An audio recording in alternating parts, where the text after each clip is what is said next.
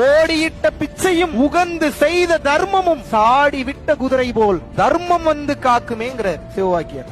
ஓடி ஓடி செஞ்ச பிச்சையும் போட்ட பிச்சையும் உகந்து செய்த தர்மம், மனசார நீ கொடுத்த தர்மம். ஆரம்பத்துல வராது, பயம் வரும். ஐயோ அவசரப்பட்டு கொடுத்துட்டோமே, அதிகமா கொடுத்துட்டோமே, ஐயோ கொடுத்துட்டு இப்படி எல்லாம் நடக்கும். பயப்படக்கூடாது, கொடுங்க. ரிட்டர்ன் வரலனாலும் பரவாயில்ல, கொடுங்க. இறைவன் வேற ரூபத்துல உங்களுக்கு கிளியர் பண்ணிட்டு இருப்பாரு. உங்களோட பிரச்சனை ஒவ்வொன்னா ரிலீஃப் ஆகும். உங்களால நினைச்சு கூட பார்க்க முடியாத அளவுக்கு பெரிய பெரிய இடியாப்ப சிக்கல்லாம் காலியாகும். நீங்க நினைச்சு கூட பார்க்க முடியாத மாற்றம் எல்லாம் நடக்கும். எப்போது நீங்கள் தர்மத்தின் பாதையில் இருக்கின்றீர்களோ அப்பதான் நடக்கும், இல்லன்னா நடக்காது. எப்படி வசதி?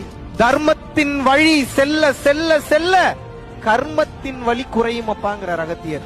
என்ன சொல்றாரு? தர்மத்தின் வழியில் செல்ல செல்ல கர்மத்தின் வழி குறை. நீங்க செஞ்ச பாவம் பூரா நீங்க செஞ்ச தர்மம் எனக்கூடிய அந்த சுத்த உஷ்ணத்தில் தான் சுட்டு எரிக்கப்படும். அடி உழுகும், அப்பயும் நீங்க அனுபவிச்சுதான் ஆகும். அப்படி வந்து அப்படி டச் பண்ணிட்டு போவோம், வலிக்காம அடி உழுகும். போன ஜென்மத்துல பண்ணதே நம்ம அனுபவிக்கிறதுக்கு எவ்வளவு இருக்கு, நீ இந்த ஜென்மத்துல வேற நம்ம அனுபவிக்கிறோம். நிறைய இன்னும் நம்ம செயல் செய்யறோம். இதெல்லாம் கர்மாவா சேரக்கூடாதுன்னா என்ன பண்ணணும்னா நல்லா புரிஞ்சுக்கங்க.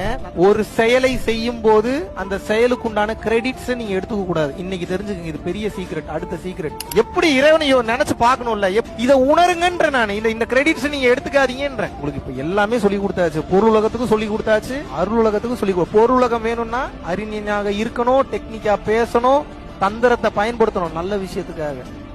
கிருஷ்ணரே சூழ்ச்சி பண்ணாரா இல்லையா? அறிவில்லாத முட்டாளாக இருக்காதீர்கள், அறிவை பொருளுலகத்துக்கு பயன்படுத்திக் கொள்ளுங்கள். தர்மம்னு வரும்போது அறிவை பார்க்காதீங்க, கொடுத்துருங்க.